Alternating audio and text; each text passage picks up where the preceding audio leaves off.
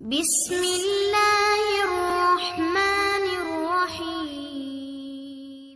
Number 1، فرمان مصطفیٰ تم میں سے بہترین وہ ہے جن کے اخلاق اچھے ہوں۔ نمبر 2، جو خاموش رہا اس نے نجات پائی۔ نمبر 3، جو رحم نہیں کرتا اس پر رحم نہیں کیا جاتا۔ نمبر 4، جو لوگوں کا شکر ادا نہیں کرتا وہ اللہ کا بھی شکر ادا نہیں کرتا۔ نمبر 5، مسلمان کو گالی دینا گناہ ہے اور اس سے جنگ کفر ہے۔ نمبر 6، ہر بھلائی صدقہ ہے۔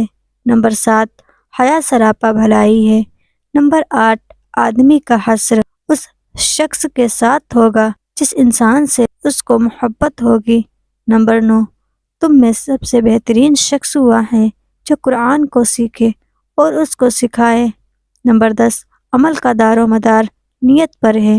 نمبر 11، فجر کی 2 رکعات سنت دنیا و معافیہ سے بہتر ہے۔ نمبر 12، بہترین توشہ تقوی ہے۔ نمبر 13، سنی ہوئی بات دیکھی ہوئی بات کی طرح نہیں ہوتی۔ بھلائی کی راہ بتلانے والے کو اتنا ہی ثواب ملتا ہے جتنا اس پر چلنے والے کو ملتا ہے۔ نمبر 15، مومن کا آئینہ ہے۔ نمبر 16، آگ سے بچو چاہے ایک کھجور کا ٹکڑا ہی خیرات کر کے کیوں نہ ہو۔ نمبر 17، روزہ ڈھال ہے۔ نمبر 18، اچھا گمان رکھنا بہترین عبادت ہے۔ نمبر 19، دنیا مومن کے لیے قید خانہ ہے اور کافر کے لیے جنت ہے۔ نمبر 20، اذان اور اقامت کے درمیان دعا رد نہیں ہوتی۔ نمبر 21، جو چیز کم ہو اور کافی ہو وہ اس زیادہ چیز سے بہتر ہے جو آدمی کو اللہ کی یاد سے غافل کر دے۔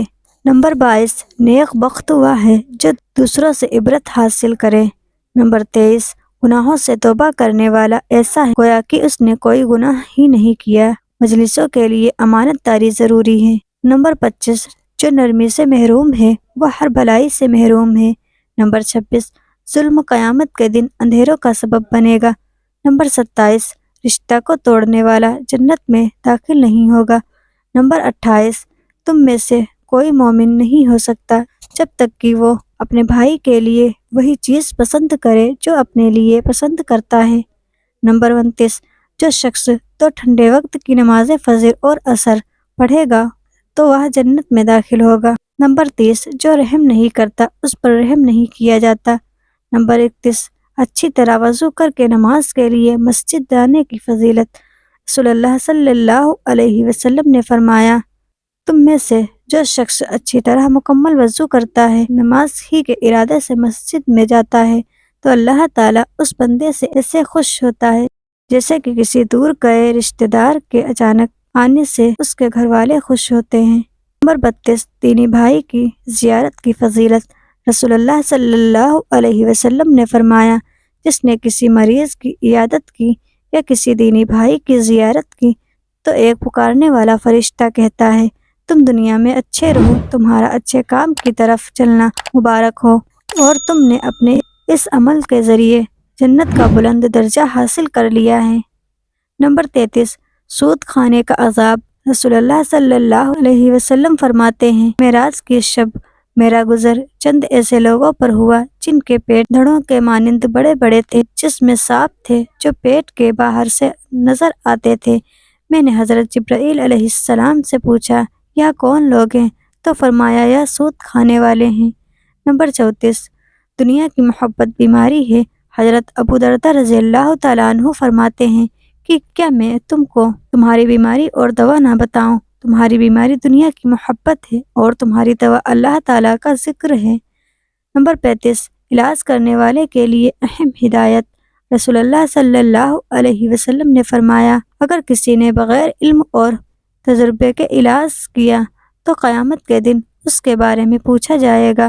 فائدہ مطلب یہ ہے کہ اگر حکیم یا ڈاکٹر کی نا تجربہ کاری اور اناڑی پن کی وجہ سے مریض کو تکلیف پہنچتی ہے یا وہ مر جاتا ہے تو ایسے حکیم اور ڈاکٹر کی قیامت کے دن گرفت ہوگی۔ نمبر 36، ایک شخص نے رسول اللہ صلی اللہ علیہ وسلم سے عرض کیا، اے اللہ کے رسول، مجھے کوئی ایسا عمل بتا دیجیے جس کو میں کروں تاکہ اللہ تعالیٰ اور لوگ مجھ سے محبت کرنے لگے۔ رسول اللہ صلی اللہ علیہ وسلم نے فرمایا، دنیا سے منہ موڑ لو تو اللہ تعالیٰ تم سے محبت کرنے لگے گا، اور جو لوگوں کے پاس ہے یعنی مال و دولت سے بے رخی اختیار کر لو تو لوگ تم سے محبت کرنے لگیں گے۔ دینی معاملے میں اپنے سے بلند شخص کو دیکھیں۔ رسول اللہ صلی اللہ علیہ وسلم نے فرمایا، جو شخص دینی معاملے میں اپنے سے بلند شخص کو دیکھ کر اس کی پیروی کرے اور دنیاوی معاملے میں اپنے سے کم تر کو دیکھ کر اللہ تعالیٰ کی عطا کرتا فضیلت پر اس کی تعریف کرے تو اللہ تعالیٰ اس کو ان دو عادتوں کی وجہ سے صبر کرنے والا اور شکر کرنے والا لکھ دیتا ہے۔ اور جو شخص دینی معاملے میں اپنے سے کم تر کو دیکھے اور دنیاوی معاملے میں اپنے سے اوپر کو دیکھ کر افسوس کرے تو اللہ تعالیٰ اس کو صابر اور شاکر نہیں لکھتا۔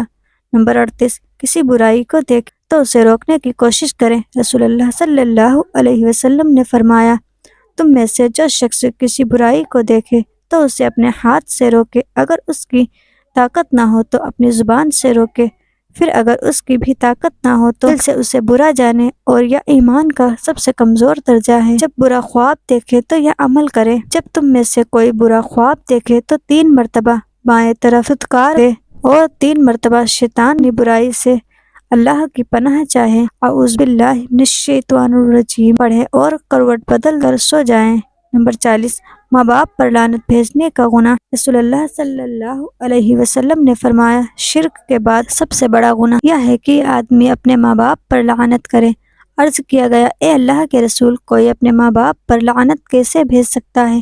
فرمایا، اس طرح کہ جب کسی کے ماں باپ کو برا بھلا کہے گا تو وہ بھی اس کے ماں باپ کو برا بھلا کہے گا۔